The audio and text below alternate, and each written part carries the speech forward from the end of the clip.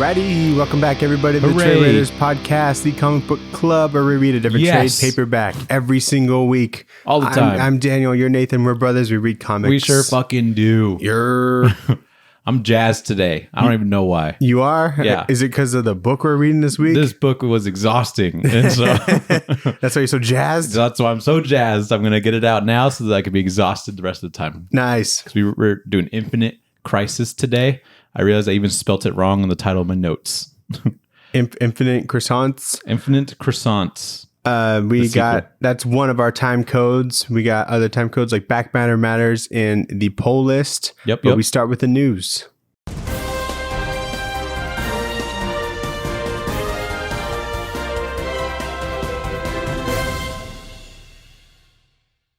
Got to keep you on track, you know. Big week for news, Daniel. Yeah, I know. Pretty hefty week.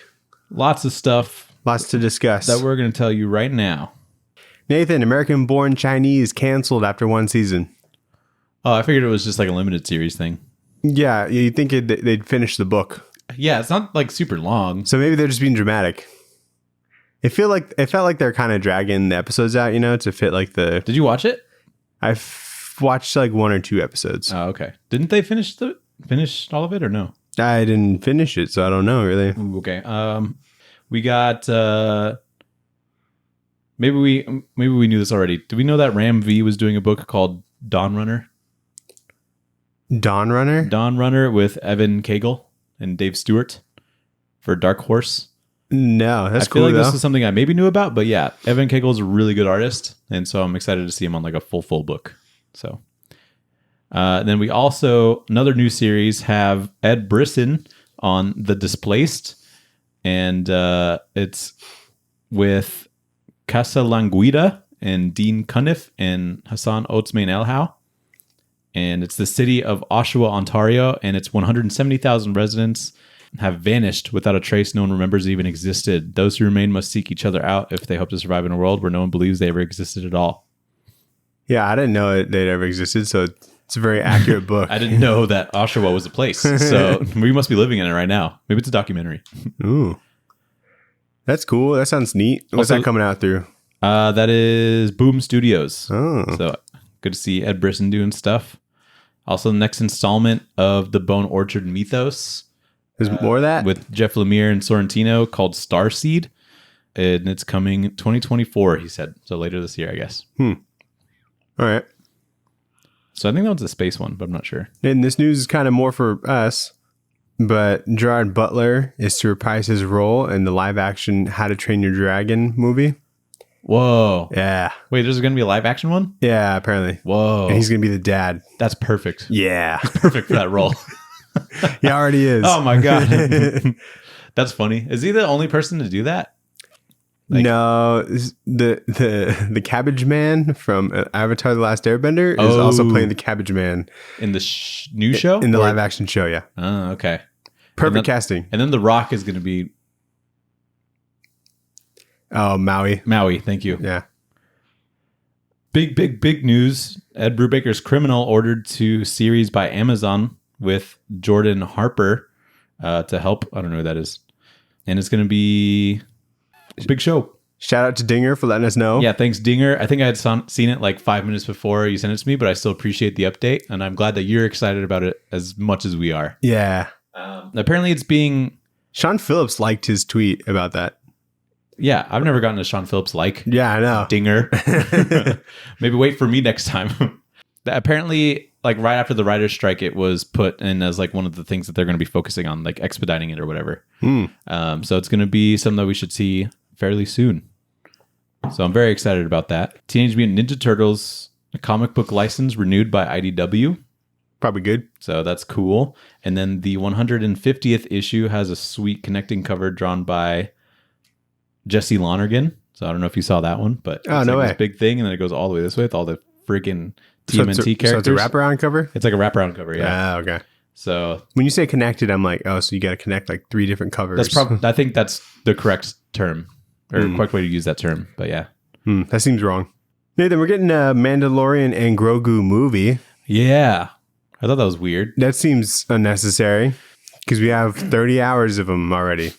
But now they're like solo. You know, they're not trying to go to save Mandalore or figure out where he goes. And so now they have nothing to do. And that's when you want to do a movie? I don't know. It seems pointless. I think Grogu shouldn't even be there. I think it'll be fine, but I think the promo image that they used was AI generated. So I'm not stoked about that, but I'm not sure. Well, it might not even be like something super official, like announced. Star Wars, the account tweeted it. Oh, okay. So it wasn't like concept art? If it might, it's probably concept art because they but made by AI. But I think it was made by AI. So speaking of Star Wars, Ahsoka renewed for season 2. Yeah, that was interesting too. Didn't finish that, but I watched the first 2 episodes. Thought it was pretty okay. Yeah. Daniel, Pornsack Pashit Show. Pichashode. Hold on. He has a pronunciation on his Twitter. I'm going to look it up. Isn't it like Pichashode? I will tell you in just a moment. Or Pichashode? It is Pornsack Pichet Shot. Yeah. Pichet Shot. Nice. That's handy. Yes. Thank you for doing that. He's starting a new book called Man's Best with Jesse Lonergan, one of my favorite artists right now, which is pretty exciting. Mm-hmm. And it's coming in March, and it's going to be Homeward Bound in Space. It's just... There's dogs in it. There's dogs, and they go to space, Daniel. It's going to be great. What more could you want? Nothing. They have little jetpacks strapped to them. Adorable. It's great. So I can't wait for that. What else we got? Nathan. Yeah. Big news. What is that? Dog Pool confirmed to be in Deadpool 3. Oh, cool. There's a picture of Dog Pool giving Deadpool a little kiss on the official Dog Pool account. Oh, wait, the official one. The official Dog Pool Instagram. What's the over-under you think on Panda Pool showing up? The best pool. I'm going to go under. You got to go I under? don't think they're that cool. You don't think Panda Pool's that cool? No, Panda Pool is that cool. Oh, but you don't think they are that cool? They're not that cool. Do you have a Panda Pool in here somewhere? Yeah. Is it you even know where half of your shit is in this room? It's over there. What is it? Is it a pop? It's a Panda Pool pop, yeah. Oh, cool. Yeah, that would be nice. So, yeah, I mean, I think with this, I'm like, dang, maybe they're doing like Deadpool Incorporated, you know? I think some version of that probably. They gotta do like if they're doing some weird Lady multiverse Deadpool or thing, something, which it seems like they are, there'll probably be some ridiculous thing about a Deadpool verse. Because if you think about it, like X-Force didn't really work out last time he did it, so I feel he feels like maybe the only people he can depend on are like himself, you know. But in other multiverses, That checks out. Yeah, so Yeah, pretty cool. Daniel, bad news for us. Oh, We could never win an Eisner now because the Eisners drops journalism as a category for 2024. fuck. Which is tough for us because now We're we're in the running. We're gonna have to do something else to get an Eisner. I guess make comics. Yeah, damn it, you got us again. Or be a judge. I'll still apply. Let's see if we get in. But yeah, I guess they did that because it's like kind of hard to do proper journalism, and like a lot of journalistic things are just on YouTube now. That was part of their reasoning, which kind of makes sense. Like us, real journalists putting in the hard work. Yeah, they're probably thinking more like writing articles or whatever. Yeah. Well, I've seen some really cool like comics journalism recently, like Panel by Panel. I think has always been pretty good. Is that like a newsletter kind of thing? It's like a monthly magazine that. See, that seems like more official, you know. That's 100% more official. Like the only than what we like do. Yeah, Yeah. yeah. But I'm just saying, like, you're making it seem like it's anybody who talks about comics, but that seems like it's something physical, and those should be the only people that are nominated. Yeah, you know? exactly. Panel by Panel could be. I think they have won like a dynasty, you know. Yeah, and yeah. Like Stan Sakai. Exactly. Yeah. And then I think like Sketched maybe was up there a little bit. Yeah. Or nominated at least, but yeah, makes sense though, I guess. Alrighty. What book did we read this week, Nathan? Daniel, we one more time for the people in the back. read Infinite Crisis by 1,000 people, I think. Mainly Jeff Johns. By all the people. Phil Jimenez, George Perez, Jerry Ordway, Ivan Reese as pencilers. There's about 20 inkers, which I'm just realizing now. Nice. And then Jerome Cox, Guy Major, the main colorist, it seems. And Nick Napolitano, Rob Lee letters. Daniel, this is easily the most continuity heavy book we've ever read on this podcast. Nah. And I kind of love it. You love how it's continuity heavy it is? It's fucking nonsense. The entire way. It's so fun. I'm like, this is so dumb. It reaches every single fucking corner of this goddamn universe and puts like 13 panels on every page filled with dialogue about all the shit that's happening. Like if I had to pick an episode to show Mom and see how fast she would like mentally check out, it would be this one, you know? If there's ever a comic where I don't want someone to like continue reading comics, I would give them this. That's fair. You know, like, yeah, they're like, what do you recommend? And I like don't like talking to that person. I'd be like, read Infinite Crisis. Because I tried I tried reading this like when I first within the first year of me reading comics, and it was too much. By like issue 2, I was like, what the fuck is going on here? And then I stopped. And now we're reading this because it's the thing before what we're gonna do for our 200th episode, which is 52. Yeah, which has nothing to do with the new 52. I guess they just liked that number and then went to new 52 later because there's 52 weeks in a year. Yeah, but this is a sequel to Crisis on Infinite Earths, which is also a pretty heavy continuity thing. And I think at the end of 52, Final Crisis happens. Jesus Christ. So we could do that for 201. That would be exhausting. Oh yeah, my God. No, fuck that. No, but this, like, I think that this is, like, pretty fun, but... I think once you, like, kind of get the ball rolling, you know, and you kind of get past, like, how ridiculous it's going to be, then you start, like, finding some good stuff in there. This is such a monumental challenge to try and make a sequel to Crisis on Infinite Earths and like setting that up with like multiple things, because they had like multiple series that were like Countdown to Infinite Crisis, and then they had this. But then within this book, they tried explaining everything that were in those series and all of Crisis on Infinite Earths so that it could all make sense in here. But I think this is a prime example of Jeff Johns, like Jeff Johning for sure, which my definition of that is him discovering some sort of trope or something about the comics industry in general and just creating a reason for why that is within a comic book universe. Yeah. And I think that's so sick. He's just trying to make everything cool. Yeah. Like he comes up with reasons for things and, you know, he puts it in continuity, but also he kind of retcons things, but like makes it seem like just a progression of a story rather than just like a retcon. And that's what Jeff Johning is, baby. Yeah. So anyway, there's a lot going on here. I feel like I barely scratched the surface of it because every single page is 13 panels, you know? Yeah. And so I just kind of keep it general, but I think I did it okay. It's probably best. You definitely don't have to mention everything that happens. Yeah. So let's fucking do it. Okay. So there's like a lot happens and like not a lot happens. There's, you know, some shit hitting the fan everywhere. And it's all being watched by these like silhouetted figures watching like a crystal screen. It looks like that's how it kind of starts. So basically like the DC executives. Yeah, pretty much. It's Dan DiDio and Jeff Johns right there. But basically the watchtower is like all destroyed and we don't know why, but there's also a bunch of OMAC suits flying around. There's a cosmic storm thing that's like displacing planets and like sections of the universe. And the Green Lanterns are trying to straighten that out. But they're also caught in between Iran Thanagar war.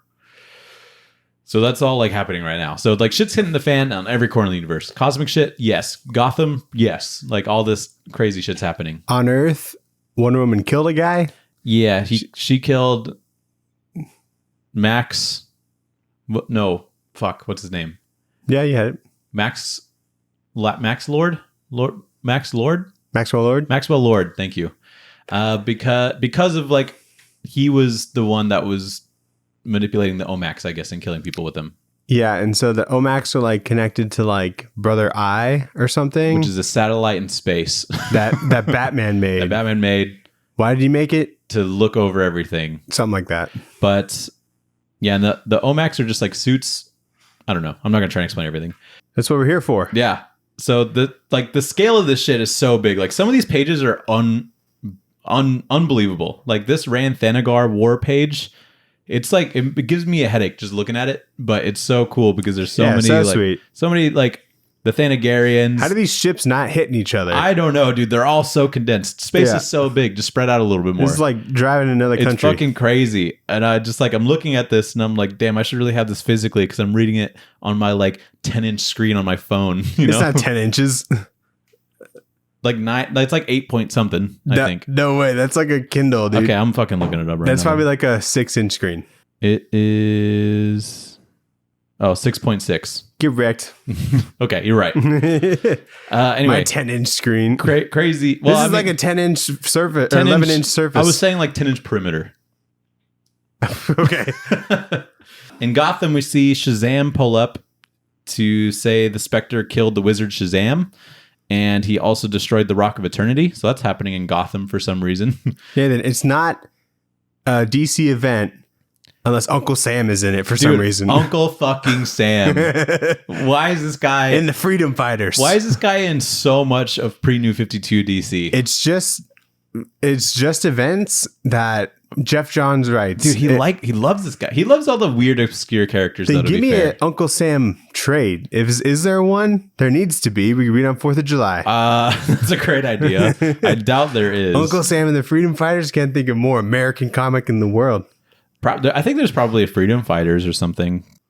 It's got to have Uncle Sam in it because what's the point? Yeah, I don't know if there. No, there's an Uncle Sam book for sure. Okay, Freedom Fighters, Rise of a Nation. It's a Vertigo book. Robert Venditti. Alex Ross was on it. Oh, you know what? I heard about this. Whoa, maybe that's why he likes it so much. I've never heard of this book. Convergence, Plastic Man and the Freedom Fighters. Okay. It's a good book. Yeah, dude. The most obscure characters. I'm sure there's characters that are in this book that have never seen the light of day since this book because of how obscure they go. There's characters in this. I'm like, that's not a real character. Dude, they don't have a Wikipedia page. They're fake. They're made up as like filler to make it seem like there's more heroes there. It's unreal. But yeah, so the wizard Shazam was killed and then the Rock of Eternity got blown up by the Spectre. And you're like, that's weird. I thought he was okay. But in Metropolis, there's a weird ragtag team of D-list heroes that run into a bunch of like A-list villains that are working together. So the Villain Society, I think is what they're called. It's like Sinestro, Black Adam, Tigress, Reverse Flash, Deathstroke, all the big hitters. Is that not Cheetah? Cheetah? Sure. Let's go with that. Are they trying to make Cheetah sexy? Yes. I think they're trying to do Sabretooth, but with boobs. It's too furry. I think that's what they're going for. But they know only Jeff could pull off a crazy transition from the Green Lanterns in the middle of a Rann-Thanagar war to the Riddler in Gotham on the next page. Yeah. Like that is the most... And it's seamless.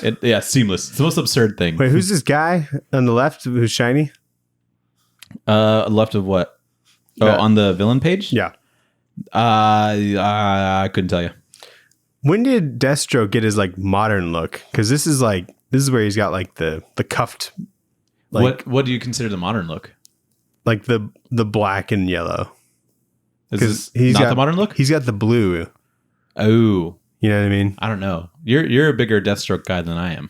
Maybe it was maybe it was New 52. It probably was. Was it the Priest one? No, Priest was Rebirth. He was at New 52. I don't know. It was fucking cool though. Yeah. There's a Fisherman appearance. Did you catch that? The weird Aquaman villain, the Fisherman. You know, I read this like a month ago. Anyway, he's like right here. Yeah. He's fishing somebody up. And I was like, sweet. We even got the Fisherman in there. But anyway, on the Watchtower, the Trinity. So Batman, Superman, Wonder Woman fight Mongol. And we also find out Wonder Woman is getting flamed for killing Maxwell Lord. Batman, Superman, and Wonder Woman all like bicker some more. And then they split up.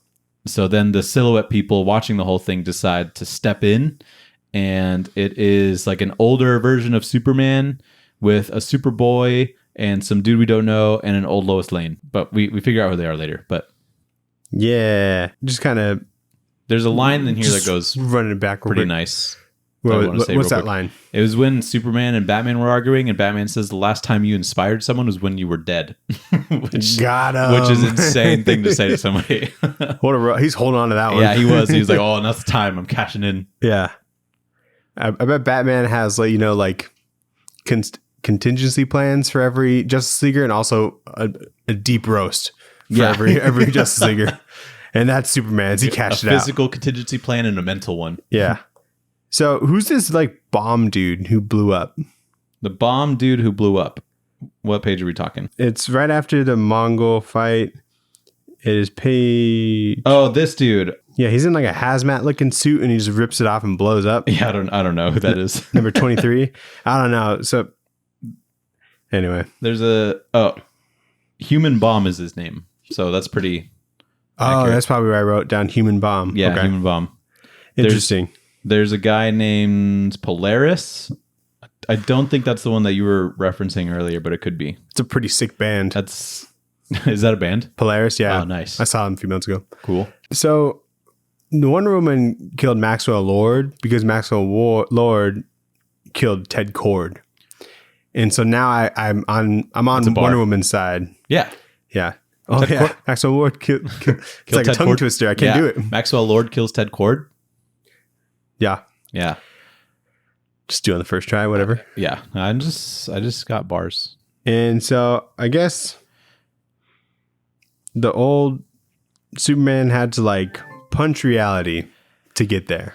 Yeah. Because there's like an explanation of this. They're in like a little reality glass ball thing. Yeah. Where they could see the realities and he just had a boo. They basically have like a live stream of everything that's going on in this universe. But this is the version of Superman, Superboy, Superboy Prime. Alexander. Yeah, Superboy Prime. Thank you. Alexander Luthor and Lois Lane that went to what was supposed to be kind of like a heaven at the end of Crisis on Infinite Earths. Uh-huh. But then Jeff Johns is like, what if they're like still alive and they're like in this little bubble thing that's like outside of reality, but they're still watching and they decide to intervene. Yeah. So that's what this is. So a reference to the end of Crisis. But that's pretty much issue 1. Issue 2, we get an Animal Man appearance. Let's go. We never see him again after this. So soak it in now. But he feels that something's up with the animals. Or do we? Or maybe we do. I don't think we do. He's in 52 a lot. Oh, okay. Well, I'm saying after in this series. Oh, yeah. But Animal Man's like, man, the vibes for all the animals are kind of off right now. I wonder what that's about. So then he goes to see Cyborg in space. Yeah. And he's like, how can I help? And I'm like, dude, you're in space. There's no fucking squirrels out there that you can like summon. But real quick, you see this like cyborg cleavage right here? He does have. I like this version of Cyborg. Not because of the cleavage. No, it's super cool. I like when there's like more human parts than just his face. Yeah, when it's just his face, I'm like, you're just a face on a robot. But when he has like half of like a thigh, you know, I'm like, that's a human. Yeah, let me see that. Yeah, I prefer this over the Power Girl boob window. Correct. Yeah, better. Did they try to explain that one time? Oh yeah, because she's like, I'm not Kryptonian. She rips off her thing. Yeah, she's like, I'm nothing. I'm like, that shit's sewed as like a it's not like a rip. She pulled it off like a sticker. Yeah. So yeah, Animal Man goes to space and he goes to New Crocus. Did Jeff Johns try to explain the boob window? I don't think so. I thought it was this series where they tried to explain it because she's kind of like a pivotal character. And I thought that would have been funny if we got to talk about it. Oh, there's Jade in this. Jade is in this. Yep. Yeah, Alan Scott's daughter. Yep. Psycho Pirate's in here. He plays a good role. I was like, I only remember that from Tom King's run on Batman. Yeah, I know. I like the Animal like man one-liners. Like when he teleports into space, he's like, man, I feel like roadkill. I love that shit. But anyway, the villain society tries to kill Power Girl, but is saved by the older Superman from before, who then introduces Superboy Prime and older Lois in like his version of like the Fortress of Solitude. And he explains that what happened in Crisis on Infinite Earths, like pretty much the whole event, and then essentially how Power Girl was displaced between realities after the Anti-Monitor fight. But there's like a full like 6 pages of everything that happened in Crisis on Infinite Earths, and it's pretty crazy. Yeah. So a lot of exposition, lots of continuity, but it's kind of interesting how he tries to like weave everything in there. Yeah. For old Superman, how do you feel about like his underpants having like a belt? I don't know if I noticed that. Hold on, let me find it. That don't pitch. I think it's kind of cool. He needs a belt to hold up his underpants. Like functionally, it's probably like a little bit silly, but I think aesthetically, it's kind of cool.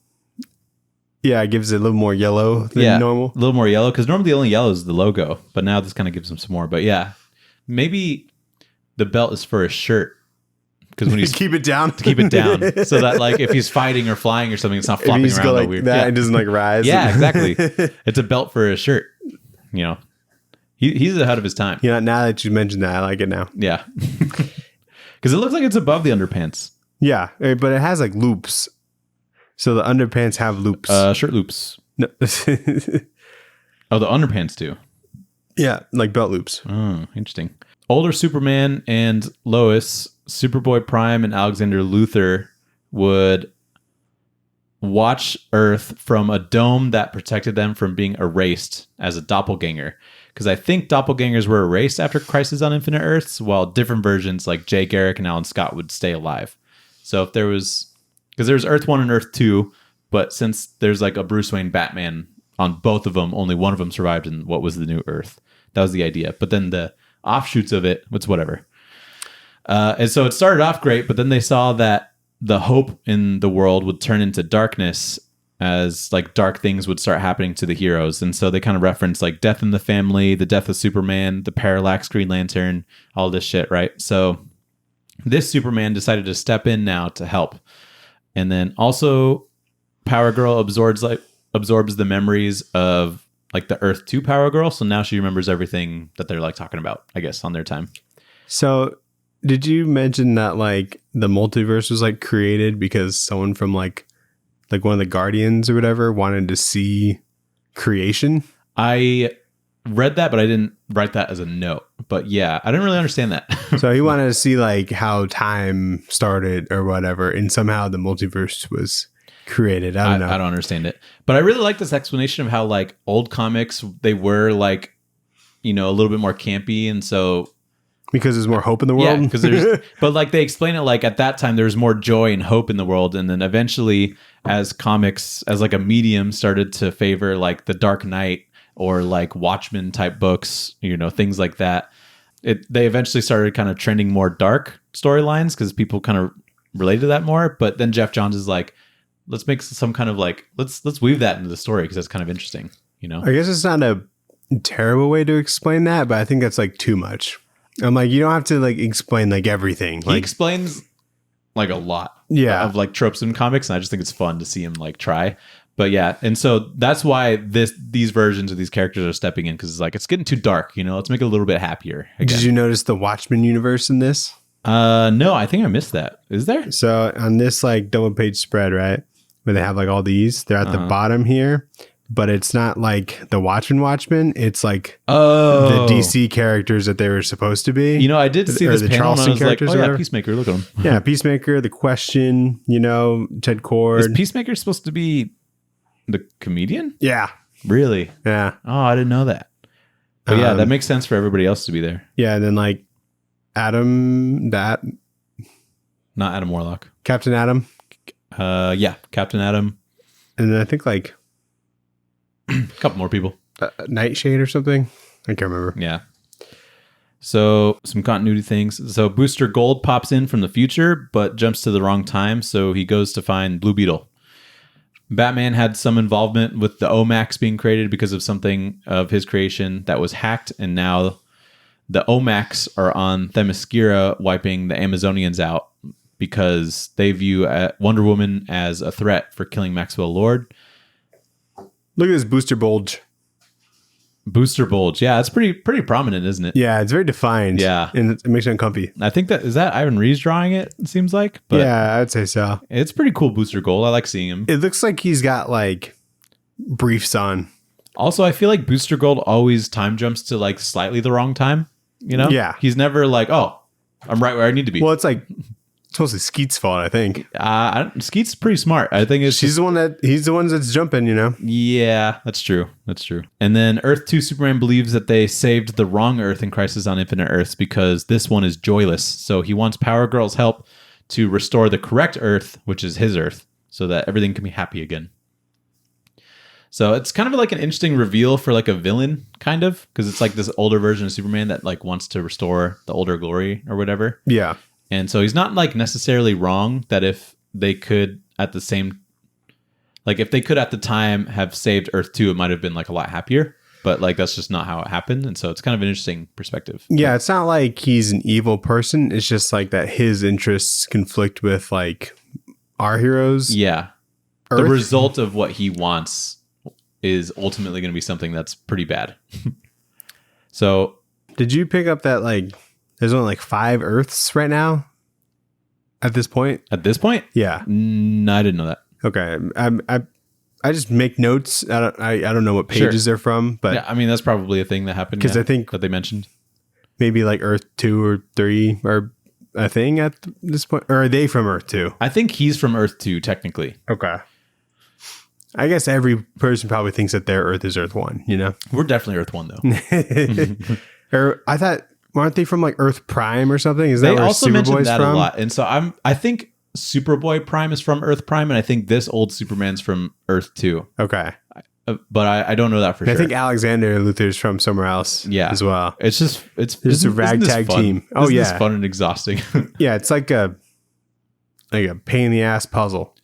The Omax attack Themyscira. I don't know if you said that. Yeah, I did say that. I cut that out. And like the Omax are a Maxwell Lord creation, I guess. But right now they're being hacked by the Brother Eye satellite that Batman made, and they think that Wonder Woman's a threat, or that they're not being unethical or ethical, whatever. So anyway, that's that issue. So much to keep track of. But what I think is interesting is that they realize that there's people inside of the OMAC suits, and so the Amazon people like aren't fighting back. Oh, I thought they were just robots. No, OMACs are kind of like parasite technology in a way. Right. Because remember in like Blue Beetle, there's like a person inside of that OMAC. I know it's like very different, but I think it kind of works the same where it Is that considered an OMAC? Like the Scarab?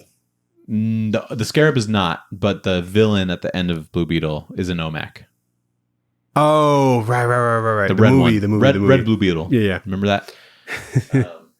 But that's an OMAC. But I think it works the same way. Like it needs like a host, and there's a bunch of innocent people inside of these OMACs, so they can't just like slice their head off, you know? Yeah. So I think it's kind of interesting.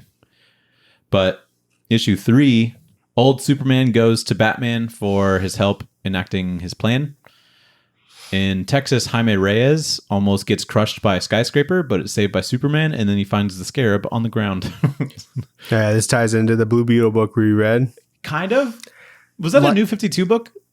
No, that one was like the first appearance of, or not the first appearance, but like solo series. The first solo series. Man, because like what a disconnect it feels like. There's a bit where like it jumps in between issues because this happened, and he hardly seems important, but it was like there's a skyscraper falling on him, and no, there was just like the story was going on, and then there was like a little note like, oh, he went to go do Crisis on Infinite Earths, or Infinite Crisis, or whatever, and then he comes back. Yeah. Oh, okay. That's funny. Wonder Woman on Themyscira decides that they can't kill the Omax with all the innocent people inside, so the Amazonians use Athena to just transport all of Themyscira like away, and only leaves Wonder Woman there on Earth. But like, where do they go? Can they just do that anytime? How often can they do that? What are you talking about? When Themyscira just disappears. Oh, I thought it was always invisible. I don't think it goes invisible. I think they like leave. No, it's like, wait, what do you mean? Like this Athena person shows up from the heavens or whatever, and then Wonder Woman's like, all right, later.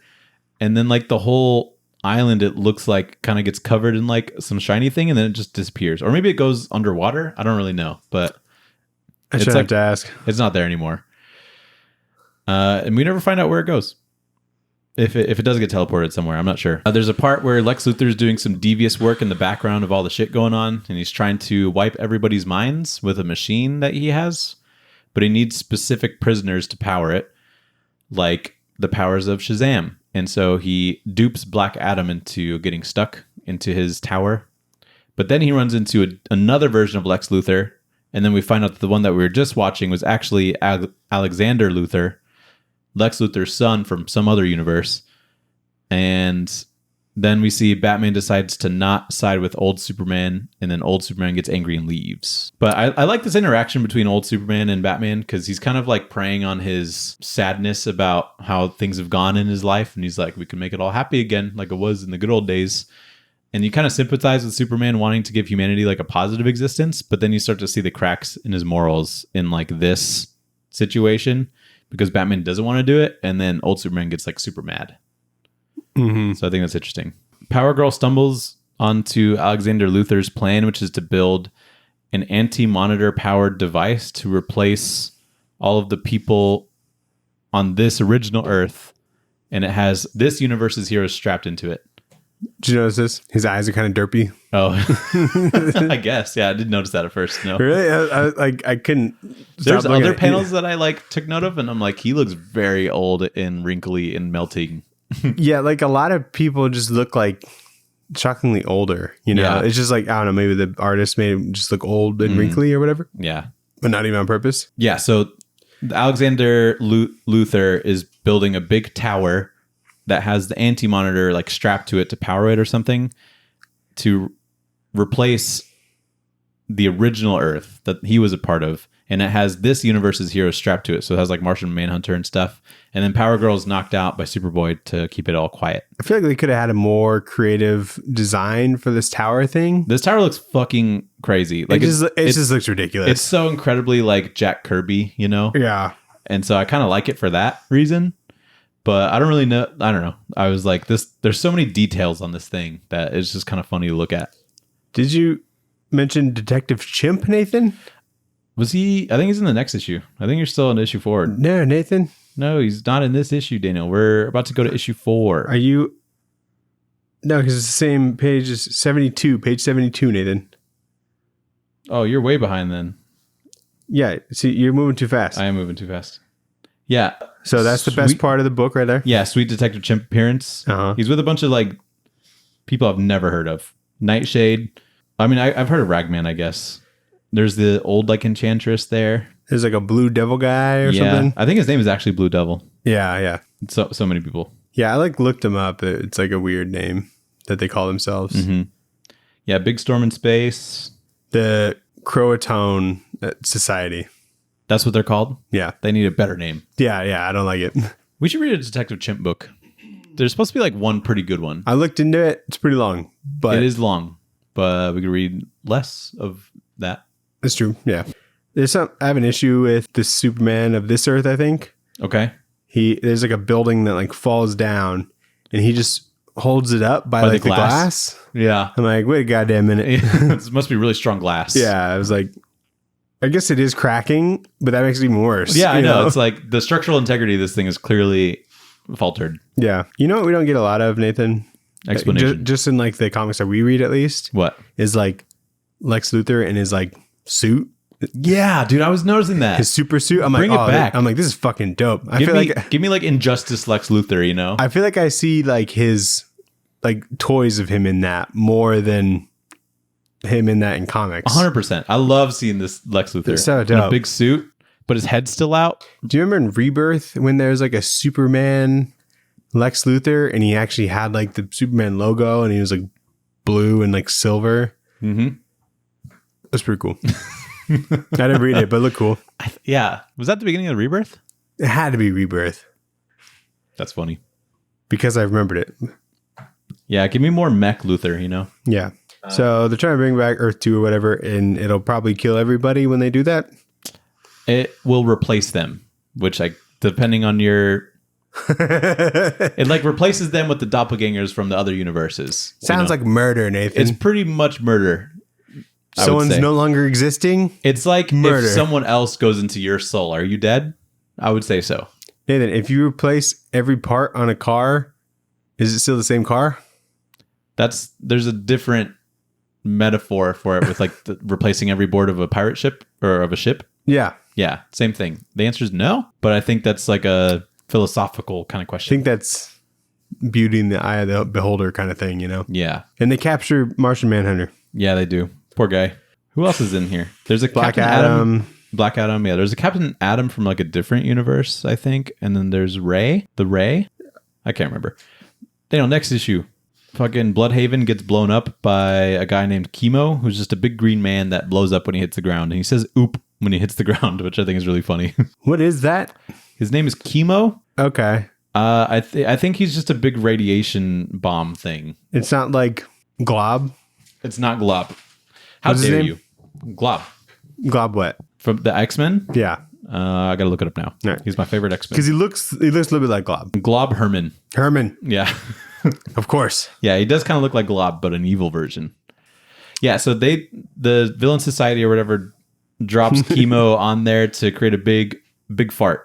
Big radiation cloud thing that takes over Bloodhaven as like a distraction, pretty much. But what we also see is Alex Luthor explaining how he is responsible for the Spectre acting crazy because he uses Psychopirate to make the Spectre cause a war on magic. Why? Because magic would have probably been the best way to stop him, and so I guess now magic's in like a weird state at this point. Isn't like magic like one of Superman's like weaknesses kind of thing? Or people he can't say that? Not like a weakness, but he can't like stop it. Yeah. Yeah. People say that. And I'm like, obviously, you know? Yeah, because he's just But I think it's like in the sense force. that no one can really be that much stronger than Superman, but he's definitely like more susceptible to like magic based people. Yeah, because how do you punch magic? Yeah, exactly. You can't punch your way out of that. Mm-hmm. So anyway, magic's in like a weak state right now. There's some like more chaotic magic, I guess, like Zatanna type shit, but not like Shazam type shit. You know, with don't know this why going on, I wouldn't think like, I'll just use where the magic. magicians at? You know? Yeah, exactly. They solve everything. Like, yeah. I don't think there's ever been like a magician or whatever that Like came to the rescue. I'm like, oh, good ending. You know? Yeah, thank God Zatanna was there. Yeah, you know? fucking Dr. Fate. Zatara or whatever. Zatara's the dad of Zatanna. And also like Shazam. I've never thought of Shazam as like a magic user. Or like fucking just like Raven, you know? Yeah, she does magic. Anyway. That's all I can think of. But Superboy fights Superboy, Nathan. Yeah, hold on. We see Alex Luthor. He says that Nope, we're skipping that. He gave Brother Eye the thing in space, sentient life, and the ability to control Omax. So that's why that's a thing. And then he sent Superboy to move shit around space. So that's why space is all weird right now. Because he's making room for their perfect Earth. Daniel, go to page 98 real quick. And just, did you die at this like huge exposition page? I was kind of tired and I turned the page and I was like, it's time for bed. You know, it was just him explaining. I was reading it panel to panel, I think. And I was just like, yeah, like, it's pretty, it's lengthy because it is so much dialogue, but it's pretty much explaining why all the shit is hitting the fan in the way that it is. It took like an hour to read like every issue. It feels like it takes a long time. Cause like I read this over like weeks of lunch breaks, you know? Yeah. Which I'm not moving very fast, but like still it took like a minute. It felt like there were no issue breaks, you know? No. Yeah. I mean, like maybe at the very end there's like some action that you could skim through, but like it's a lot of lead up to get to that point to where you'd be like, okay, I understand everything that's happening and why. You know? I guess I appreciate it, you know, because it's not fun going back to old comics just to like understand the current ones. So I guess the explanation's kind of nice or whatever. It is. But it is like a lot, you know, and I guess like you don't want like an event that's almost like it feels like nothing really happened. Yeah. You know, which this kind of feels like, but like there's a lot of stuff happening, a lot of characters involved and whatnot. I disagree that at the end of this, it didn't feel like nothing happened. I didn't say nothing, but it doesn't feel like a lot happened. That's fair. Like when they shoehorned some shit like right at the end there, like right before the finish line, they're like, oh, different Flash now. Later. You know? Like, so I read this like a month ago, right? So I'm just kind of refreshing myself with my notes and stuff. And I can only remember like one important part. Of like each issue? No, like the whole thing. Oh, okay. Gotcha. Yeah. So Alex Luthor had convinced old Superman that old Lois would die unless Earth 2 comes back. Don't know how he did that because that's absurd. Because that's like what that's where life is like connected to or something. And yeah. Maybe it's like I thought it was like a radiation kind of thing. Or could like be that too. I don't know. Or the sun isn't as good. I don't know why that'd affect Lois. That wouldn't. Superboy Prime and regular Superboy fight. And that's pretty cool. And it's not going very well for him. But then Daniel, the Titans come in. The 1,000 member Titans. Yeah, what the hell? Why are there so many goddamn Titans? Teen Titans recruiting's going crazy. Teen Titans Army. This is the fucking high school. Well, like this is a whole high school. It just says Titans. You know? Is that ever, like what does that mean? And so, is Detective Chimp a part of this? Who's the big one? I don't know. Who's that robot? I don't know. I couldn't tell you most of these people. Stargirl is in it. That's cool. Yeah. Because like I feel like Titans just kind of opens it up. You know, Yeah. Teen Titans always like 6 or 7. There's some weird picks in here. I actually can't name a single person outside of the normal Titans, like besides Stargirl. Is there like a red monkey guy? Well, there's like, what's this dude's name? Wildcat? He's in there. Wildcat's in there. That's cool. Maybe he's helping. Some weird picks in here though. A few things before that. Yeah. Booster's trying to get the Scarab. Yeah. I like didn't write that down because I was like, that just comes into play later. I only wrote it down because I'm like, why is he important to this? To where like Jaime Reyes? Yeah, Jaime Reyes. Yeah. He's not ultimately. The Scarab is. I guess he's like a very small part that was needed that wasn't in like in the history books that Booster knows about. Yeah. So that's why he's trying to find it because he needs it. Mm-hmm. But it's a very weird way to introduce a character. Like, remember that guy that was in the middle of everything that was happening? Yeah. And he's only there because he happened to find the thing that we needed. Yeah. And it connected itself to him. He had a thing inside of him that took you to another thing. Yeah. Remember that guy? Well, he's got a book now. But, and Crypto is in it and he bites Superboy Prime. That was pretty cool. Yeah, dude. Superboy fucking But then he throws him. Crypto does a yip. And I hate that. That doesn't feel good. That's how you know this guy's bad. No, he doesn't die. It's not a bad book. I know, but still. Dude, okay. Going back to the news. Mm-hmm. Over under. Does someone die? Does a dog die in Man's Best? Ooh, yes. You think so? Ooh, so I don't bad know. book? Ah, fuck. If it's a book all about dogs. It is called Man's Best. Yeah. But it seems kind of like a cute book. But then does that make it hurt even more if they do kill a dog? Possibly. I think dog dies, but I have faith in that team to kill to a make dog, it tasteful, but like make it an exception to our rule, kind of like how exceptions. Afterlife with Archie. One exception. Yeah, see, we have the one exception. There's room for one more, maybe. We'll have to see. I don't know. It could be a bad book, and I'll have to say that to their face. If we're able to interview them, I'm asking that. Yeah, I'm like, okay, yes or no? Does the dog die? You need to tell me because I can't. Because we will tell all of our listeners bad book right now. We'll have to tell them about that rule. Yeah. And then ask them if their book is good. Is this a good book? Based off of those stipulations, is your book good? See what they say. Anyway. So the Titans come in to help, but regular Superboy Prime accidentally kills a Titan, like within the chaos. He like backhands someone, their head fucking pops. Yeah, dude. And then he blames this Earth, and he's like, "You guys are just trying to fucking stop me from doing something cool." And then he starts killing more people out of frustration. And then Superboy gets like thrown, ripping arms off and shit. Yeah, he's ripping people's arms off. He's just like, "This is all your fault, everybody. It's your fault. So I'm gonna rip your arm off." And then Superboy Prime gets thrown into the Speed Force, I think, and so that's why he's gone for a little bit. The next couple issues. Yeah, like it's like Wally West, Barry Allen, and Bart, Jay Garrick. And Bart Allen?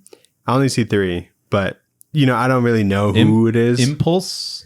Or no, that's Kid Flash. They all run with like Superboy Prime, and I guess just trap him in the Speed Force or whatever. Yeah. So he is gone for like 2 issues, but to him it's like 100 years or something. Probably.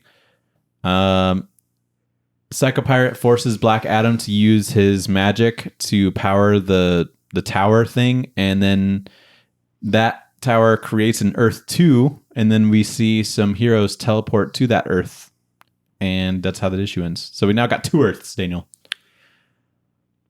And I really, really like this double page spread where like the universe is kind of getting ripped open, and we see the hands of like Alexander Luthor kind of like creating space for him to throw in that Earth 2. It's fucking awesome. Yeah, it's crazy. Yeah, it's probably like my favorite spread of this thing because we get a sweet red tornado in the corner there. Yeah. And I'm like, yeah, he could go in space if he wanted to. It makes you biased, Nathan. It doesn't. I think also there's like a weird version of Green Lantern in here, like a Kyle Rayner version where he's like Ion, but I'm not sure. So there's like weird Green Lantern shit that I don't even know about. So it's pretty fun. So I kept thinking about like astronomy. Okay. During this, because they put like an Earth directly next to the Earth 1. Yeah. Which seems terrifying. Like seeing that, looking up and seeing just another Earth. I would kill myself with a gun. Yeah. Like, they're not even like the Earths are maybe like 1,000 miles away from each other. They're so close. You know, like they mention gravity for like 2 seconds and they explain why that doesn't matter. And I'm like, okay. Like, I guess they would just be in the same like gravitational pull from like the sun and be going the same direction and whatnot. Yes. They would act as kind of like one entity. Almost. Right. But just very they close would, together. But they would fucking fall into each other. Like there's no shot that they stay 1,000 feet apart or 1,000 miles apart, you know? Because Earth has a gravity. I'm not going to get into it. They would. No, I think you're wrong. I'm not. Have you taken astronomy in college? No. Well, I have. Okay. And I said no. Because like... These two Earths right next to each other. Yep. They're not being pulled into one another. Never gonna bonk. No bonks? No bonking. Not even a little bonk. No doinks. You know how like in Secret Wars, spoilers for Secret Wars, how like the Ultimate Universe and like the normal universe like smash into each other? Yeah, but it's really just two Earths that like smash into each other or something. Do you know that like Deadpool was like right in the middle of like when they crash into each other, and that's how like he dies. That's a great way because to he gets die. Fucking obliterated between these two Earths. That happens in Secret Wars. No. Or but, is it? There's like the death of Deadpool, and it was like in his solo run. I think it was like issue 250 of his like run. Wow. Or like not, of like all Deadpool stuff. You know? Okay. And that's the only thing that they can come up with that would make sense, that would actually kill him. That's funny. And I'm like, this is excellent. Yeah, that's hilarious, actually. But do I have anything else to say? The Speed Force is gone, I guess. Maybe. Yeah, I don't know how that works. They said that. They do say that. I don't know how that works. But did I say that the Spectre is a guy? The Spectre goes into a guy. He's in a guy. Why that guy? Who knows? Don't know. Don't even know who that guy is. But he just comes out later. Is the Spectre even important? Or is he just used to like stop magic? He was used to stop magic. Okay. And I don't think they really use him again. I never really understand what the Spectre's fucking doing when he shows up anywhere. At one point, Hal Jordan was Spectre as well, and I didn't understand that either. He's kind of like God. He's like supposed to be? I think he's like the closest thing to God that they have. He's like not God, but like he's capital like G, you know, like Christian God kind of thing. He's like lowercase g God, I think. Yeah, like comparatively, but like closest thing that they have. Yeah. And I know he's big in like Kingdom Come, but really he's just like looking around, kind of like the Watcher, you know? And yeah. It's like, and then so he's like kind of a Watcher. He's a thing when like Hal Jordan becomes Parallax, and it's like, oh, I got to fight the Spectre real quick. You'll learn a bit more in 52. I know you're just a young man in the 52 world. Yeah, I'm diving into the deep end this week for our stupid 200th episode. I'm having a great time. That's not going to make any sense, and I love it. But no, he's sick in Kingdom Come. That's the only reason why I like him is because of that book. He is cool in Kingdom Come. Yeah, but because he looks like Alex Ross art, that's why I like him. Has he ever had his own book? Surely. I don't care. Issue 5. I'll look it up. Old Superman's super stoked that they have Earth 2 because this is how he saves Lois, but she also just like dies there anyway. And so that sucks. Booster Gold brings Jaime Reyes to Batman because he knows in the future that Batman uses the Scarab technology to find Brother Eye in space. So Booster Gold's like, let me just do this little shortcut for you. I think there's like a double page spread with like a ton of people, right? Yeah, this is a really good group shot. Like, no way all these people are like important, right? What do you mean? Like close your eyes, point to the screen. Okay, I'll do this. Hold on, let me do this. Okay. Close your eyes, point to the screen. Tell me if that person's important. Ooh, I don't know who that is. Exactly. Oh, wait. We've seen this dude. Who? Who's this guy with the red? Have we seen him? He looks kind of familiar. I can't remember. I don't know. There's some weirdos in here, though. That's for sure. Definitely. Oh, dude, there's a question in there. You get questions in there. I just like looking at everybody and being like, I have no idea who these people are. And then just seeing like, oh, there's Metamorpho. So dude, Robot Man. Is he in there? Yeah, he's next to Hal Jordan to the left. Oh, cool. He's like a very thin. He's like handsome robot man. Yeah, handsome Squidward I'm robot surprised man. Doom Patrol aren't in this, and like Doom Patrol should be in every. they should be in every big DC thing and be like, They what should be the in every fuck is book. happening here? And it's like kind of normal to them, you know? They should be in every book, like Ever. like World's Finest. You know, just like they just have to have a cameo and everything. Yeah, that would be cool. The Spectre, John Ostrander and Tom Mandrake That sounds had right. a run in 1992, So that was before Kingdom Come, I want to say. and then he also had a run in 1967. Oof. Gardner Francis Fox, No, thank Murphy you. Anderson. No, thank you. But yeah, he's definitely had. There's a Dennis O'Neil issue. Okay. But yeah, pretty cool.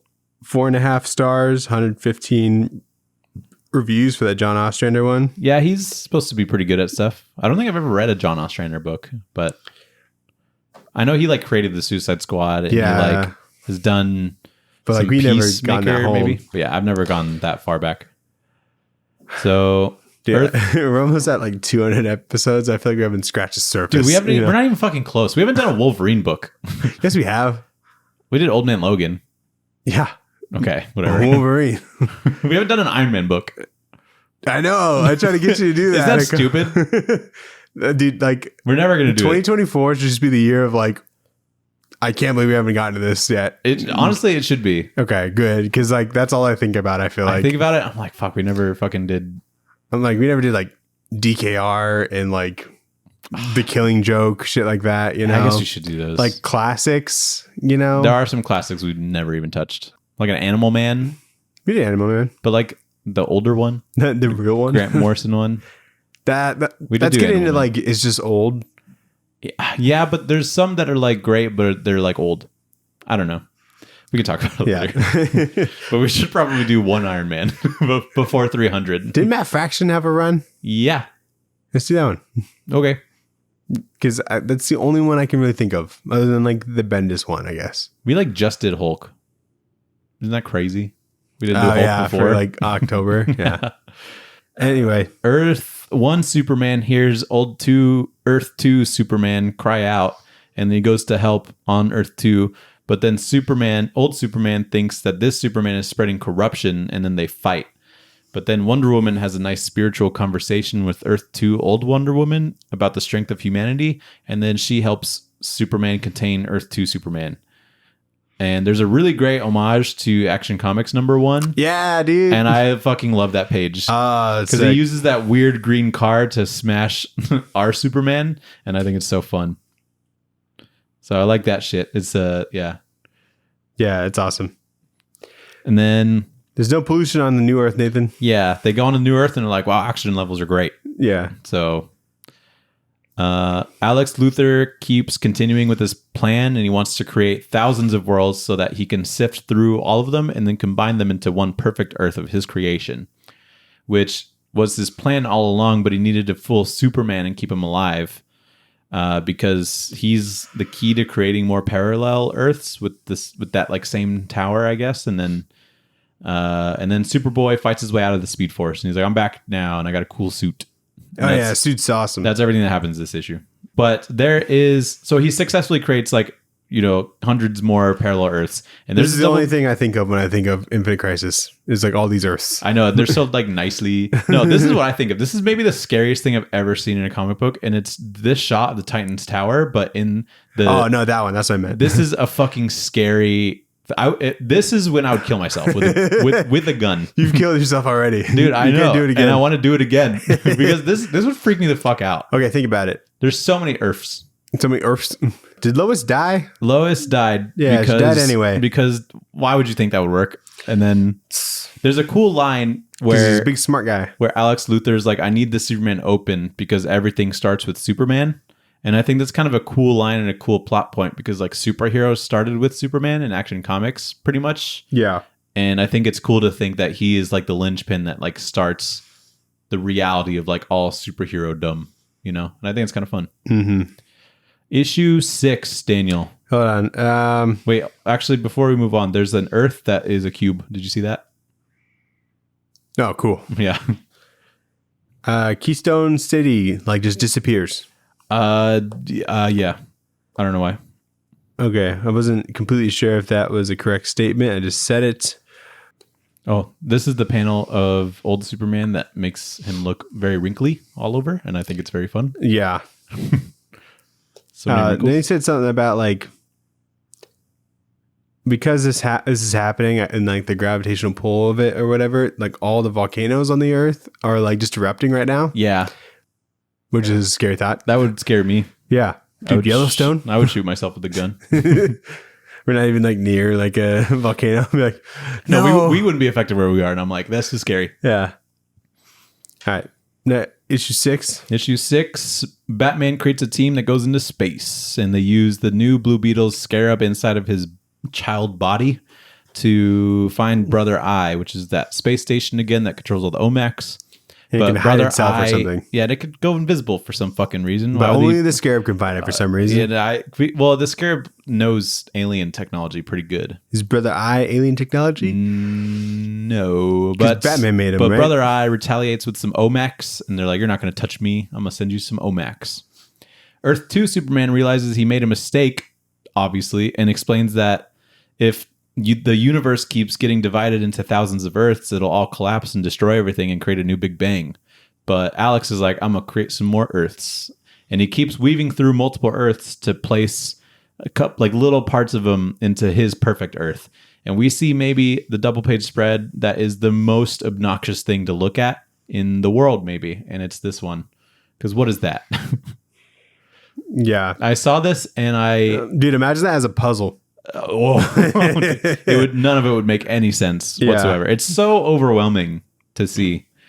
Like, it's just showing all the different like Earths that are around. Like there's like a Western Earth and like other stuff. Like, can you imagine showing this to like a Renaissance artist and being like, what do you think is happening here? They'd explode.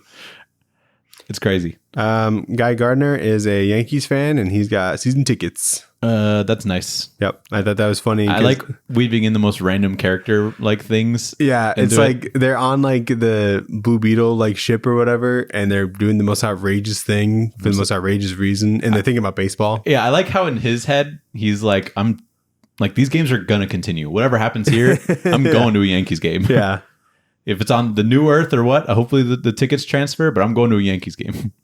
Or it'll be like Booster Gold likes to fish or something like that. It'll be like some great, the universe is collapsing and he's like, man, I hope I catch a big one. Yeah. And the Titans make it to the Fortress of Solitude that the tower thing is at, and where Alex Luthor is operating out of. And they try to free the heroes. And then Batman's team in space crash lands on a Brother Eye to hopefully break it. The Titans team distracts Alex Luthor and they free the tower people, including Black Adam. And Black Adam immediately kills Psycho Pirate with 2 fingers, which is pretty cool. Remember that? Oh, yeah. That's a good one. He makes like his mask go through the back of his head. Oh, that is what happens. I was like, how did that happen? But yeah, he just like pushes his 2 fingers through his eye holes and bursts out the back. Mm-hmm. Pretty hardcore. I think Black Adam was kind of sick, like in this era. Yeah, no, he's definitely, the violence is kicked up a notch. Mm-hmm. So yeah, that was a pretty cool scene. Do you realize that like magic in the DC universe is just people saying words backwards? No, that's only Zatanna. Okay. Like Dr. Fate's not doing that, you know? But that's how Zatanna does things with magic. Okay. So at one point she says Spectre appear backwards, and then that thing just like happens. Superboy Prime then shows up and starts to single-handedly fight everyone. And then he almost kills Nightwing, but then Earth 1 Superboy comes in and they have like a little rematch fight. Then Batman and Mr. Terrific destroy Brother Eye, which deactivates the OMACs. So now there's no more OMACs, which is good. And then the fight between the 2 Superboys causes them to crash into the big tower that's creating all the different Earths, which like sucks all of the Earths into one new Earth again. But doing this kills our Superboy. Boo. Which sucks. We don't like that. But it's kind of funny that they use Superboy again to condense all Earths into one Earth. Like that happened on Crisis on Infinite Earths. Superboy Prime is the only reason why there's still one Earth. And it's funny that this Superboy dies and creates one more Earth again. Mm-hmm. A little comes full circle, you know? And so that's issue 6. What do you have to say about that? Is that everything? Good stuff. Yeah. Spectre, he's called by Zatanna. Yep. And he kills Star Sapphire. How's that make you feel? I thought it was weird. I was like, why her? Yeah, just also, singled her out. Why did they need him again? I don't know. I couldn't tell you. But yeah, he does kind of single out Star Sapphire, but it's not Carol Ferris Starfire. There's Star Sapphire. Is Carol Ferris Star Sapphire at some point? Yeah. Oh, spoilers, Nathan. No. That's been a thing for years. It's a spoiler for me, Nathan. Yeah, I guess. What about me? Is this like... There's like an eye thing at the middle of Brother Eye, it seems like. Is that like something that's like powering him? Or is that like a hologram? I don't know. Who knows?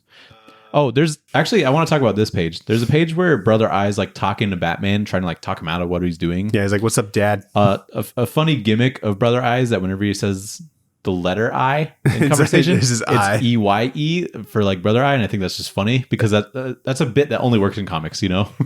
Yeah. But there's this page where Brother Eye is trying to convince him not to destroy him, and there's a bunch of monitors behind Batman.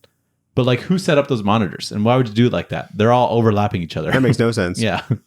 Psycho Pirate is a little thirsty for Power Girl. Yes. Yeah, he's like, Alex promised you to me, and when this is over, I'll remind him of that. What a dog. Yeah. Gross. Yeah. Promise to you. Okay, so I learned something about Mr. Terrific. I guess he's invisible to technology. I think I knew that at some point. He can't be seen, heard, or recorded by machines. Yes. How? How? Probably a T-sphere. He's just a guy. He's a guy. Yeah, I guess with good tech. I'm like, is there something about him that? No, I don't think it's like a meta-human thing about him. Yeah. I saw this TikTok and it was like someone at like Comic-Con, and is this black dude asking this other black dude, and he's like, can you name 5 black characters that don't have like lightning powers?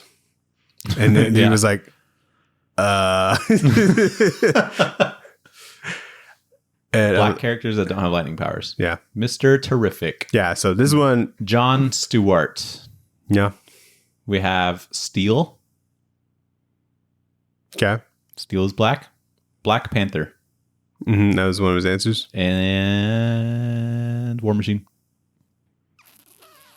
Is he black in all the comics? Is he black in comics? I couldn't say for sure. So let me think of a different one. I guess Rhodey is. Like, he was in that Captain Marvel book that we I don't read. know if like War Machine's always been black though. Okay. Nick Fury. Nice. He definitely hasn't always been Good black. job, Nathan. Yeah. Yeah, because you think like There's Static Shock, Black Lightning. Or, yeah, there's a lot of electric black characters. Miles Morales, you know. Oh, dude, you're right. Yeah. Whoa. That's a Venom shock, though. But I guess it's still a shock. I have a question for you. I don't think you'll know the answer because I don't have faith in you. Hit me. Who's this like space face Green Lantern? So that's like Icon, I think. Icon? There's a weird version of Green Lantern that... Isn't Icon like a character that's not a Green Lantern? I thought he was like a robot or something. Ion. Sorry, not Icon. Okay, thank you. I was close. But there's like, yeah, I've never even read this part of Green Lantern because it just seemed like a little bit too much, but it's like a weird cosmic Green Lantern. And I think in this book, he's like a weird parallel Earth Green Lantern. Okay. And so not like of our Earth. But then they mentioned that he's Kyle Rayner. And Kyle Rayner was Ion at some point. But I also think that John Stewart was. Is he like Eternity or something? He's kind of like that. Yeah. Huh. I just saw that. I'm like, that's cool. It's kind of a cool design, though, isn't it? Yeah. I always like when... He's my favorite Green Lantern now. Cool. Kyle Rayner's mine as well. You see him again, but... Yeah, you do. But I always like when cosmic characters, like, when they're shaded, the shaded parts of their face are just like space.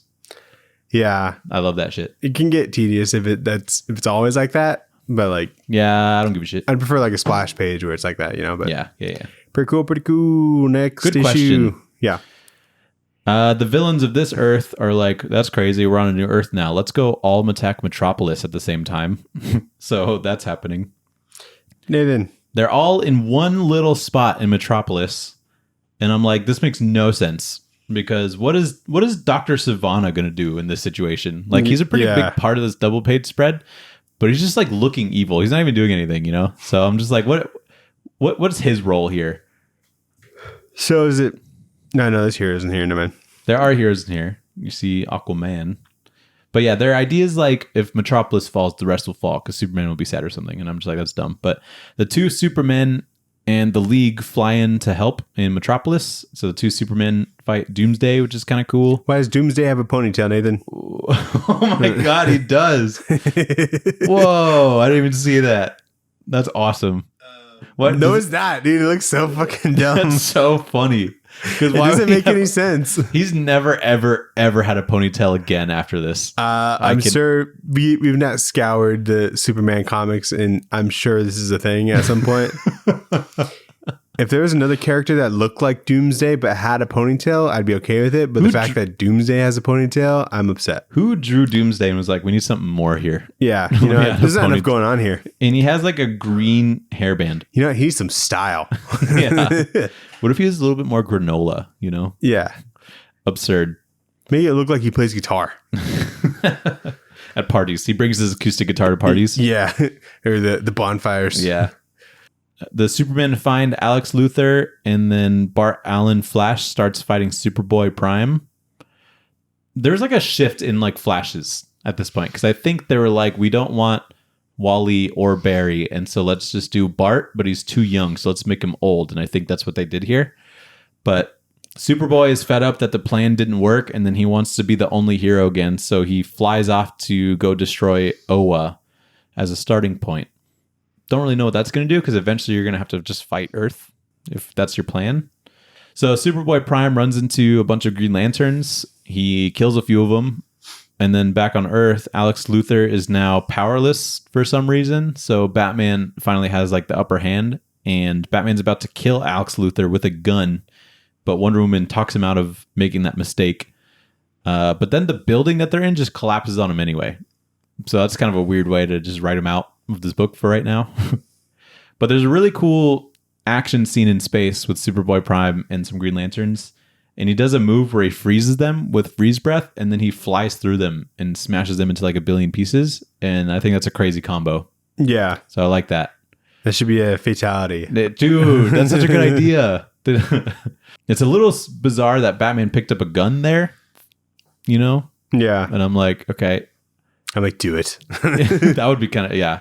But why did he lose his powers? The tower got blowed up, but he built the tower, so that wasn't like the source of his power. His Earth's not there. Did he even have powers? What was his power? He had like blasts that he would do. He's pretty strong. He could fly. Okay. And it's just a weird way to kill him. So they kind of just like had to be like, oh my God, I'm running out of powers. But so the two Supermen, they catch up with Superboy Prime, and they all three fly through a red sun, which weakens all of them. And they crash land on Oa. And it's still a pretty tough fight, but Superman knocks out Superboy Prime, and then the Lanterns trap him. But then Earth 2, old Superman, dies from the weakness that he got. So he's dead now. Now he's with old Lois. That's kind of nice. Oh, it looks like a pool ball. It always has, and that's what I like about it. I feel like if you ever have a house... Alan Moore created Oa? Yes. I think I told you that. Yeah. Anyway, that's cool. It does look like a pool ball. Alan Moore walked so Jeff Johns could run. Okay. Continue. I retract that statement. That as far as Green Lanterns go, yes. Yeah. Okay. So yeah, old Superman from Earth 2 dies, and that's pretty sad because he's like, at least I fixed it, I guess. But back on New Earth, a powerless Alex Luthor is killed by the Joker. So that happens. Which is super dumb. Which is dumb, but they planted this seed in the first issue because the Joker wasn't invited into like the villain group that they had because he's too crazy. So then Joker just kills him. Yeah, with like his fucking like... With acid and a shocker hand thing. Yeah, like the handshake thing. Yeah. And then the Trinity are like, man, that was crazy. I think I'm done being hero for a little bit. Because Superman doesn't have powers because he flew through a red sun. Wonder Woman is like, it's just not my vibe right now. And then Batman's like, it's just not my vibe right now. So the Trinity is alive, but they're not doing superhero stuff. But they're like, it's okay. The DC universe is in good hands. And then they show a big group shot because that's how they end every. And this comes our favorite segment, Nathan. Oh no, not right now. No, I'm just kidding. I don't want to sit through you doing that. I think I know a good portion of these guys, but fuck, there's a lot of people here. There's Robot Man. That's all that matters. Yeah, as long as he's here. And then Elastic Woman. There's Dr. Fate's helmet only. Do you see this? Yeah. So that's interesting. You'll learn more about that. There's like the demon. Etrigan? No. Like the Creeper. Oh yeah. Yeah, but he's like pretty front and center, so it's kind of interesting. Yeah, he's definitely not most important. I want to know who like decides. Anyway, yeah. And then there's an epilogue. Superboy Prime is still alive, but he's inside of Oa, inside of a red sun, inside of a prison cell. A Green Lantern prison cell. A Green Lantern prison cell, and he carves the Superman symbol into his chest. It's pretty fucking hard. Which is pretty cool. Yeah. They should have done this in like the beginning, because I would have been like, this guy's fucking crazy. Yeah. But yeah, that's everything. What a crazy book, Daniel. It's funny because I feel like it might be more exhausting you describe it. It is pretty exhausting. It's fun to just like read and be like, there's so much shit happening. I don't understand it. But like we have a 200 episode comic book podcast. We've been reading comics for years before. And I still only got like maybe 75% of this, 80, yeah, 80 85. Like Big Two Comics is so hard to be on top of everything. Mm-hmm. You have to have like unlimited money to like read all the stuff and then have time to read all the stuff. And like to truly understand it at such a deep level that you could produce something like this is bizarre. Yeah. And so it's like, this is never what anyone had in mind from the start. And then they're just building up to it for like however many years, you know, it's just you keep on building. Yeah. And it's so exhausting. It is. And that's why I like what we do, just reading some trades one at a time. Yeah. And but it is kind of fun to just dive into the crazy continuity shit every once in a while. I just don't want to do it all the time because it is exhausting a little bit. But I think these are kind of like a good way to kind of be updated, kind of like that's a good point. It can almost be like a summary of what's going on because there's normally going to be some glimpse of what's happening with different characters and stuff like that. Yeah. Like if this came out and you hadn't read Crisis on Infinite Earths, but then you read this, you have a good idea of like what happened there. I think you're going to learn quite a bit just from like reading events. If that's what you want to. If you want to learn. Yeah. But typically if people want to learn, they just look it up. Because you can't that. But that's not as fun. No, that sucks. Yeah. Anyway. Let's go into Back Matter Matters. Is there Back Matter Matters? We got some sketch covers by Jim Lee himself. So that's pretty cool. I think there's a Jim Lee cover for every issue. And then there's a big fat Infinite Discussions interview that has like Phil Jimenez, who did a lot of the pencils for it, Jeff Johns, who wrote it. And this goes for pretty long. I read like the first 2 pages and it's like pretty fun about like why they decided to do it because they wanted to do a sequel to Crisis on Infinite Earths, but like what the fuck does that even mean? So, but it goes on for many pages and it probably explains a lot of what's going on in this event in specific parts. But fuck that. But I didn't read it. But Dano, we got some George Perez pencils, I think. Where? Is that who this is? There's a lot of like, black and white panels. There's like, I think they talk about specific pages, so they like reference those. Mm-hmm. A lot of pencils, but mainly just like discussion of the whole some process. Headshots, which are cool. They explain why like Nightwing was kind of important for like a little bit. I just saw. Wasn't Keith Giffen a part of this? I think he's the one that technically created Blue Beetle, right? Yeah, was he not at the beginning? I think Jeff Johns is the only credited writer. It just says Jeff Johns writer. So maybe Blue Beetle was created in a thing that was a countdown to Infinite Crisis. Interesting. Yeah, maybe. I don't know. Maybe he was created for Infinite Crisis, but was created by Keith Giffen. Infinite Crisis number 3. First appearance. But it says created by Keith Giffen, John Rogers, Cully Hamner.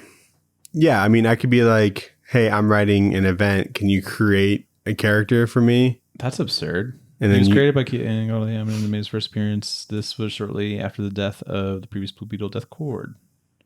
who was killed by Maxwell Lord Weird. That's the like craziest way to introduce a character. in an event. Yeah. I mean, do you remember like Civil War II? Of course. Yeah, there was that Inhuman that was created. Ulysses or something? Yeah, but he was the reason that the event happened. Was he created for that? Yeah, and then he was never ever ever used again. Was he used before that? No, he was just for this. Just for that thing. Exhibit A. Which I thought was kind of an okay event. Who's that? Yeah. I think we were looking forward to it. I was like, shit, I get to live through the Civil War. Yeah, and then like as we were reading it week to week, we're like, wow, what's gonna happen next? You know? Yeah, and I was like, holy but then shit, it Hulk ended. died. I'm like, nah, it's all right. Yeah, like I remember that event ended, and I'm like, so the Guardians just like show up, and that's the big thing that happened, you know? And it's like, it's just weird. I hardly remember it. Good job, Nathan. What do you think about this book? I think it's great. I actually do have kind of fun being like, I don't know what's happening. I need it in like such far.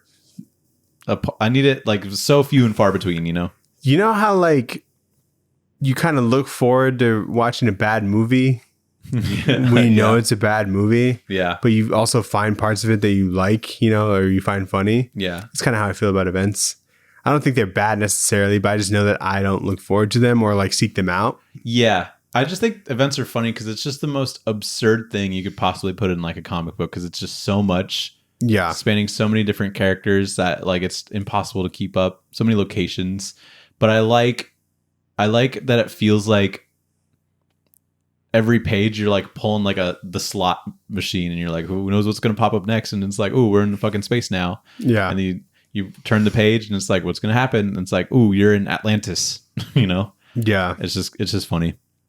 So how would you rate it?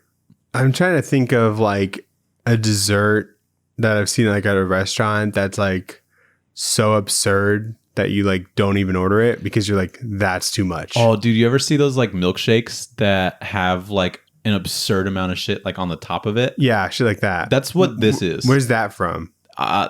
Dude, I can't name a famous one, but there's one right next to my house.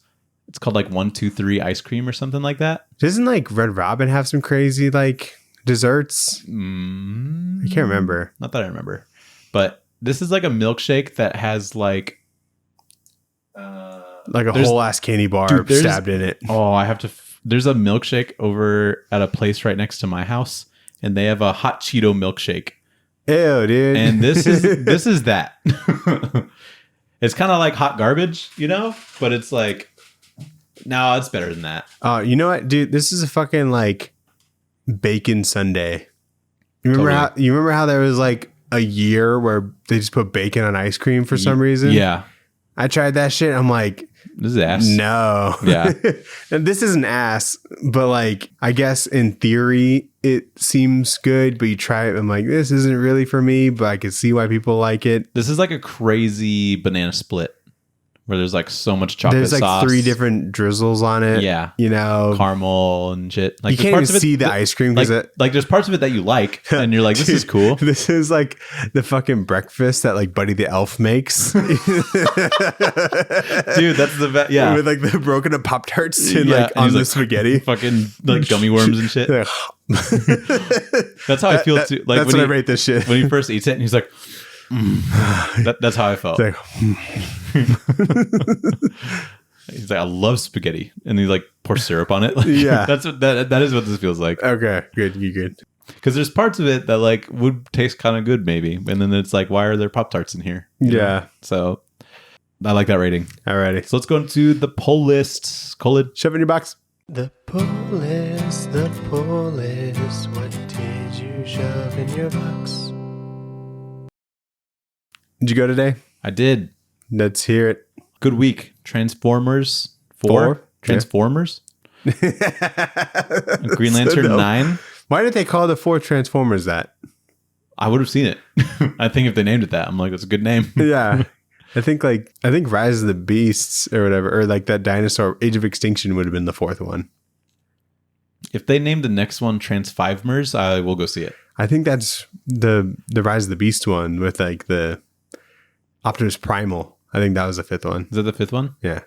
Yeah, I think you're right, actually. So that's Transfivemers? Yeah. They didn't name it that, so I won't see it.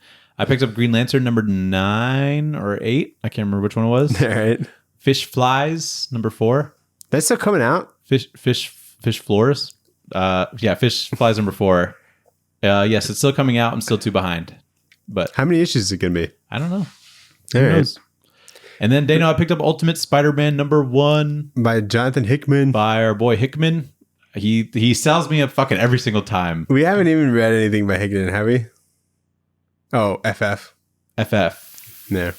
That was Hickman, wasn't it? Yeah. I think there's one more thing, isn't there? Nah. Was Illuminati? Or was that Bendis? That was Bendis, I thought.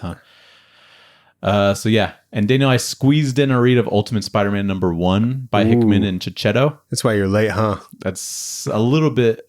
well, I'm late because I forgot that I had to feed Kilala. And I was like, okay, I'm like good. I could just like read this real quick and be there a little bit early. And then I finished reading it. I was about to leave and I was like, we don't really have like a set time. No, we don't. But you like just kind of get here. I try and get here. I try and leave before 6, but that doesn't happen all the time. So yeah, I read it. And Daniel Hickman, this is the best book that he's done since Secret Wars, I think. Whoa. I am so stoked for what's going to happen. And Spider-Man's not even in this fucking issue. Ultimate Spider-Man number 1? He's not even fucking in it. And I was like, this was so good. I'm actually so jazzed about it because it's not insane and absurd and fucking lunacy. That's cool. I feel like he really understands like the characters around Spider-Man. Yeah. You know, so can I like... No. I can't say anything? Well, I won't. But I'll say that like he really gets it. J. Jonah Jameson it's already a glowing like endorsement, you know? Yeah. I like I even liked some of his X-Men. Hickman's not Hickmaning right now. He's not Hickmaning. I understood every word. Yeah. And he makes me excited for not only the future of like this Spider-Man, but also the future of just the other Ultimate titles. Wow. Like he was able to sort of like weave that in and be like, drop like a little tidbit of like, there's maybe something coming like down the line, but you know, this shit's happening. Did you read? And Marco Cicchetto, Daniel? Did you read Ultimate Universe? Yeah. Not all of it. Okay. Or no, there's just the one, right? Did Marco Cicchetto like absolutely eat? Dude, he left no crumbs. Oh, man. It's crazy. I bet. And did he do Peter that cover? Parker's a fucking daddy? Yeah. I got the Spider-Man 2099 cover. It's sick. Oh, for sure. Yeah, the Parkers have a family and Peter's a daddy and he's got like a beard and he looks gorgeous. Is it like Mayday? Or is that May Parker is in it? And then there's a son as well. I can't remember what his name is. Oh. But yeah, it does great. MJ. That's not a spoiler because that was like one of the covers. But yeah, he fucking nails it. And I'm really excited to see. I don't know the state of like Spider-Man ever. And so like I could like pick up like any Spider-Man book and be like, okay, this is what's happening, you know? So they do. That wouldn't be much of like a spoiler, you know? Yeah. Like where his family life is, you know? Mm-hmm. But it's great. I like read it and I was like, I don't even need Spider-Man in this. This is just like kind of cool, you know? Cool. So there's a line. Actually, I won't say it, but there's a really good line and I'm like, damn, that's like, that goes pretty fucking hard. So okay. Anyway, really good. I recommend you read it so we can talk about it. Okay, maybe. A little busy at the moment. Yeah, that's fair. Did you watch anything? I did. I watched Pokemon Concierge. Do you know what that is? Is that... Yeah, it's on Netflix or something? It's a Netflix original stop motion animation thing about Pokemon on an island resort. Okay. And it's 4 episodes. It's about 20 minutes each. It's like a very small thing, but it's awesome. Like it's like very cute. Okay. It really like leans into like the cute part of like Pokemon. Okay. And it's like about this girl that is having like a tough time at like her own life, and so she goes on like a vacation, or she accepts a job at like a resort, and the resort services people and Pokemon. So like if a Pokemon decides that he wants a massage or something, you can go get a massage. I don't really know like how they logistically, make that work, but I imagine like a Psyduck in there. dude, there is a Psyduck in there. Hell yeah. He's like one of the main Pokemon. And it's just awesome. Like it's just funny seeing how Pokemon just like live their life normally. Is it like first gen Pokemon or like all of them? It's like multiple gen, but there's a lot of first gen. Like you'll see, Pikachu, Psyduck, Eevee, Magikarp. You don't need to. Bulbasaur. Yeah, they're like, but like the Pokemon look like plushies. Like that's their style. I like scroll past it. And I'm like, what a brilliant idea, because you don't know how much money they probably fucking make off of plushies, and this is just a great way to sell more. But it makes it feel like your plushies like come into life at the same time. Like something about this like really worked for me, so I thought it was cool. Seems random that like it'd be on Netflix. Yeah, I don't know why that happened. I was like, who owns Pokemon? Yeah. Because you can't even watch all of Pokemon, like the original series on Netflix. It's like on Hulu partly, and then it's on yeah. But it's great. I recommend it if you have. If you want something on in the background. I was building Legos while I was watching it. So cool. But it's great. And then I also watched Godzilla -1. Ooh, real quick before we get to that. What did you pick up? I watched. I'm gonna get Transformers 4 and Ultimate Spider-Man. Cool. I watched a movie called Anatomy of a Fall. Okay. And it's like a French movie. It's like half in like English and like mostly in French though. Okay. It's like this family living in France or whatever, parents and a son. Okay. And the father is like killed. Well, we don't know if he's dead. Okay. Okay. He falls off of a balcony, like working in the attic or something. Okay. Right. And his like son like finds him, but the son's like blind. So kind of he's like really the only witness in a way. Just a matter of like where he was and like where he landed and whatnot. Okay. And so it's like mostly this like court procedural thing. Investigating how this dude fell? Yeah, investigating how the dude fell and if the wife like killed him. And so it's like too long. Okay. Like movie or series, it sounds like. It's a movie. Oh. It was like in a lot of people's like top 5 lists. I don't think it's like a top 5 movie of the year, So, but I watched it and it was pretty good. But like some of the scenes were like really long. I'm like, and because it's all in French, makes it harder. So much reading, because like they're talking as if like they're trying to convict a murderer kind of thing. Yeah, and lots to explain. Yeah, and so it just got like exhausting, like reading that much. Any big players acting in it? No, cool. Just basically all French people. Got it. And then there was like there's a part with like a dog that really turned me off from the whole thing once that happened. So a dog didn't die, but a dog was like drugged, which I didn't like. But so you're against that like, kind of thing, just to be clear. Yeah. Okay, and that's so good.